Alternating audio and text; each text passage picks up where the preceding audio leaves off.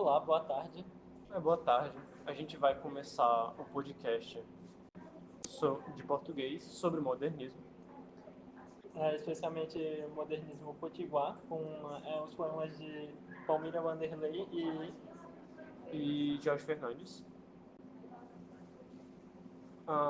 Enfim. Se apresentem, por favor, né? Se apresentem eu vocês. sou Daniel. Eu sou Mara Luísa. E eu sou Felipe. E a gente vai começar esse podcast, basicamente. Para começar falando sobre o modernismo. O modernismo ele começou com esse movimento tentando fazer coisas novas, diferenciadas, que quebravam o padrão da literatura normal. Eles valorizavam coisas como a oralidade, a linguagem coloquial, maior criatividade com a forma, sem aquela estrutura rígida. Gostaria de acrescentar algo? Bem, assim, também, como você falou, teve muitas rupturas com as seções literárias, né? Os textos não seguiam aquela forma super definidinha de ter tantos parágrafos e tantos parágrafos terem que rimar com tantas coisas. Eles usavam muito a linguagem coloquial, a linguagem informal, que as pessoas usam normalmente. E também teve muita parte religiosa, certo? Isso é mais na parte aqui do Nordeste, literatura potiguar, que eu achei mais comum. Mais comum ter uma coisa mais religiosa integrada ali, né, velho? Nos poemas da Palmira Wanderley, eu vi que tinha muito essa questão religiosa. Nem sei se ela era religiosa mesmo, mas usava muito esses elementos. Curiosamente, nos de Jorge Fernandes, em alguns eram tanto religiosos, mas acho que no que a gente acabou escolhendo dele foi só algo mais coloquial mesmo. Você quer começar lendo o texto? Sim. Tá, vamos primeiramente para Extremóis, que é o texto feito por... Palmira Wanderley. Tá, vamos lá. Inclusive, é um poema bem longo, bem longo É bem mesmo. longo mesmo. Bem, Extremóis, ermo, tristeza, solidão, herdade sombria da recordação. Desenho velho de um solar de outrora, taba de amores, casa de missão. Estância da saudade, pouso amigo, da lembrança cansada de lembrar. Relíquia do passado, retalho de lenda. O convento de frades a rezar. Fuso a rodopiar, flechas cruzando a toar. Índios pescando à beira da lagoa. Missionários ensinando o Padre Nosso na ermida do lugar. Já no primeiro parágrafo de Extremóis já fala muita coisa, né, velho? já dá uma noção sobre a história do lugar, que basicamente era uma região de povoamento em que viviam indígenas e vieram jesuítas para o local, para basicamente uma missão de catequizar eles. Sim, e também já fala um pouco da geografia do lugar, né? Eles falam do lago de Extremóis que tem lá. Já Da cita lagoa. no na primeiro Cita, pô, parágrafo. índios pescando à beira da Sim, lagoa, sim, pô, na lagoa de verdade, Extremóis. verdade. Pode continuar. O canto do carreiro se afogando, o badalar do sino. Coisas do Rio Grande ainda menino, hoje magoa de não ser o que foi e desejar. Extremóis, pedaço de quimera em cinzas pelo chão. Página colonial de uma história de aldeia. Infância do Brasil, rastros do coração. Sobejo da aventura, resto de amor. Resignação na desventura. De quem morre de fome na fartura, tormento de possuir e não gozar. Aí fala bastante sobre, basicamente, o passado colonial brasileiro, de forma geral, né? Quando fala de sobejo na aventura, se eu não me engano, sobejo é como se fosse uma sorte, pode ser tanto boa quanto para ruim. Só que ele, em Uma seguida, sorte ela pra fala. ruim. Não, sorte pode ser, tipo. Então, depende de como você define sorte, porque sorte pode ser azar também. Porque é Não é algo. verdade. Enfim, resignação na desventura. Ou seja, seria algo uma sorte que deu errado, um azar, algo que poderia dar certo e deu errado. É foda. Porque logo em seguida também fala de quem morre de fome na fartura, temendo possuir e não gozar. Porque a gente era uma colônia. Pô, eu tô ficando triste já com esse poema, continua, não é? Sombra de uma aventura desaparecida, hoje muito mais escura do que a noite.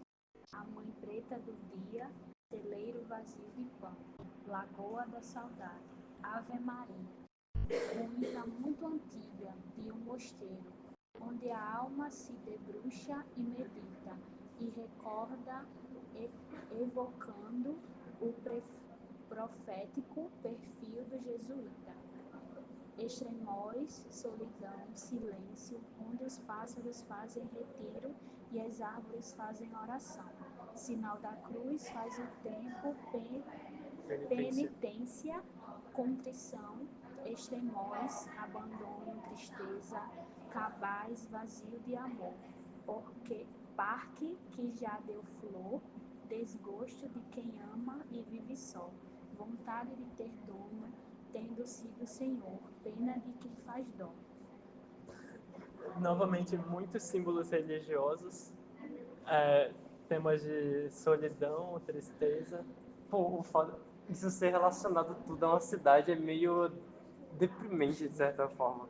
Muito triste. É muito triste mesmo, muito triste. Tipo assim, eles falam muito também, assim, eles citam especificadamente, eles literalmente citam os jesuítas, que foi os catequizadores da época, né? E catequizaram os povos indígenas que estavam naquele local. E que como essa herança de colônia reflete de maneira muito forte, assim, que reflete de maneira muito forte na cidade até hoje, sabe? Então, é muito estranho porque isso vai continuar aparente. Também fala muito da expectativa das pessoas na época, de certa forma. Extremóis, aldeia antiga, tão vivida que ainda conserva para o seu consolo a majestade azul da lagoa esquecida.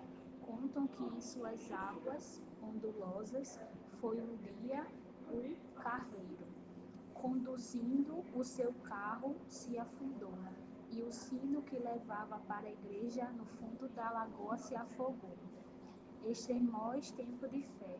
Antigamente ensinava a rezar. Casa de Nazaré, onde a donzela aprendia a afiar.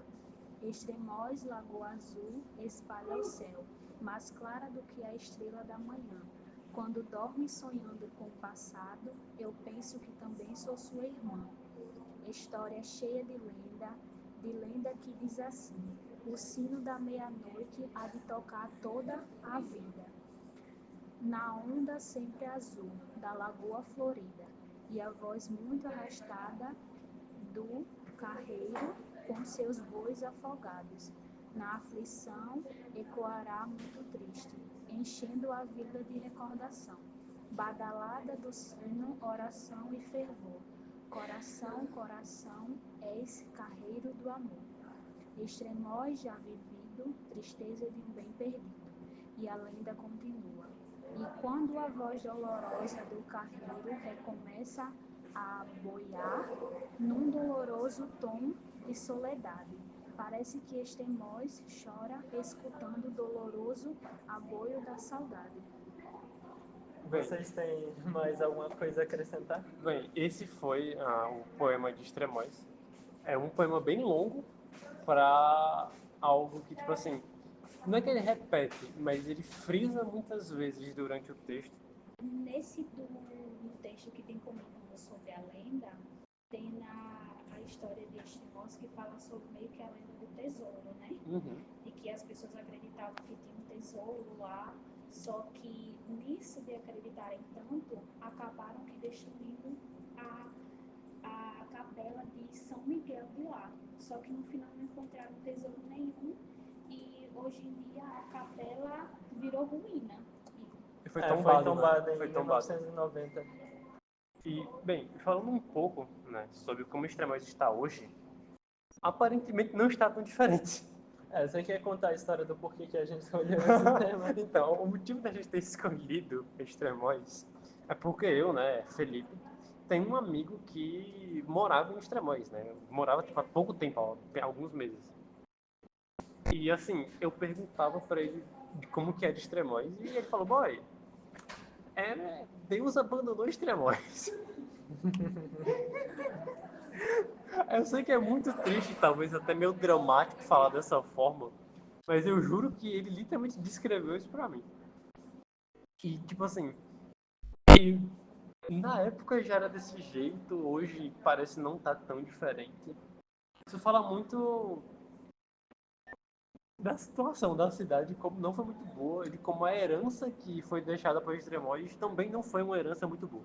Bem, as pessoas esperavam muita coisa do modernismo, né? Mas algumas coisas continuaram. Algumas coisas. Então, a gente teve uma pequena interrupção aqui, mas nada que atrapalhe muito. Puxando já o assunto das expectativas, né, da época e tudo mais. Ali, no meio dessa época, né, acho que bem no comecinho da época, na verdade, ali por 1920, 27, eu acho, surgiu um poema chamado Bom de Novo, de Jorge Fernandes. Pode ler. O bonde novo que inauguraram é amarelo muito claro. Sua campa bate alegre e diferente das outras. Os seus olhos vermelhos indicam Petrópolis. Anda sempre cheio porque é novo. Chega da balaustrada, espia o mar. E os passageiros todos nem olham para o mar. Só veem o bonde novo, só ouve a campa nova. Aquele bonde só devia sair aos domingos, pois ele é a roupa domingueira da repartição dos serviços urbanos. Ah, bem, já falando um pouco sobre o bonde novo, na verdade. O bonde que eles estão falando na época foi um bonde inaugurado nessa mesma época que o poema saiu. Ele era um bonde, para quem não, né, para algumas características desse bonde, né, que cita o poema, campa, campa nova, amarelo e tudo, seria onde pilota basicamente o bonde. E no lugar que pilota tá tipo um sino, vamos dizer assim, que bate. E era um sino que soava muito diferente pra época. Que é tipo, hoje em dia não tem aquela, digamos assim, uma buzina do trem. Uhum. Então, nesse do bonde era uma campa. Era um sininho, era um Que sininho. dava para você diferenciar. Você estava longe, aí você escutava, você sabia que era o bonde.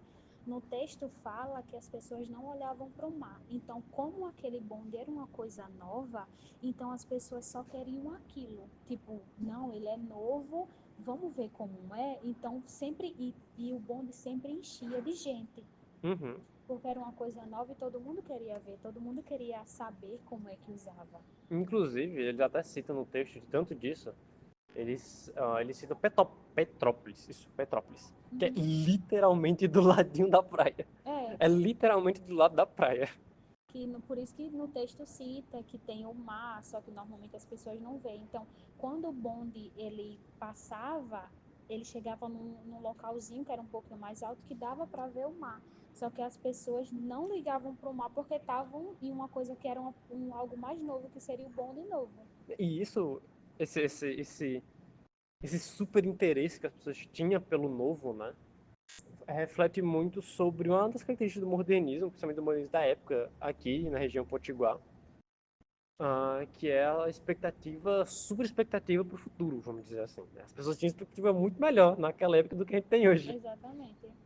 Tipo, como antigamente não tem muita coisa que a gente tem agora, tipo internet, então as expectativas dele eram muito alta para a nossa geração, para onde a gente está. Não, sim, sim. Que é, tipo, comparando a expectativa deles com a da gente é muito pouca. Tipo, a expectativa deles é que iria ter uma estrada daqui do Brasil Até Londres, eu até acho, era um Londres. negócio assim. Tipo, como é que ia ter uma estrada da gente sair do Brasil até Londres? Era tipo, era uma expectativa tão grande pra época, eles eram realmente tão otimistas, que, cara, parecia até algo meio fantasioso. É, e tipo, eu acho que o povo acreditava, sabe?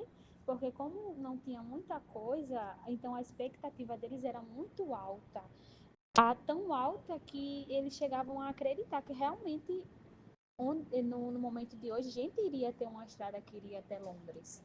Só que hoje a gente sabe que É não é, completamente é impossível. impossível, tipo, não tem como. E isso é só um exemplo das expectativas que as pessoas tinham da época. Exatamente. Enfim, é isso. Obrigado por escutar aí nosso podcast e até mais.